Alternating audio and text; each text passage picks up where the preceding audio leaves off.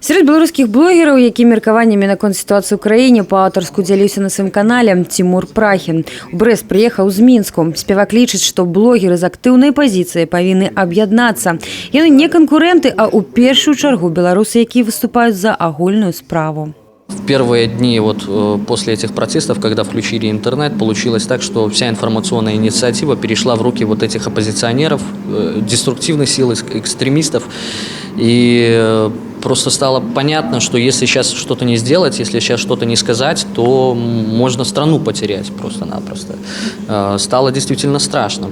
Журналіст Юрый Уваров стал відэаблогером таксама адносна нядаўна па тых жа прынцыпах. Я видел, что против нас подготовлена целая армия в интернете, а с нашей стороны практически вакуум. Я посчитал нужным именно пойти по этому пути и открыл свой YouTube-канал.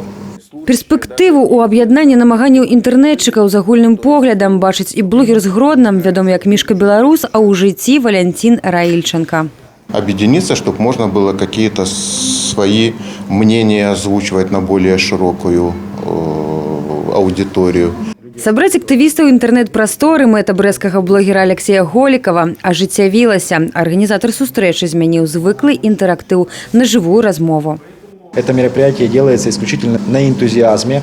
В этом мероприятии нет ни власти, ни каких-то структур, органов, средств массовой информации. Это исключительная инициатива сообщества блогеров.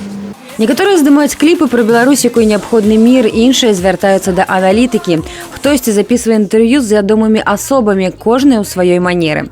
Сумеснымі намаганнямі яны плануюць стварыць паўнавартасную інфармацыйную платформу, менавіта з патрыятычным поглядам на далейшае развіццё краіны. Софія Бережная, Роман Філюціч, тэлерадыёкампанія «Брэст».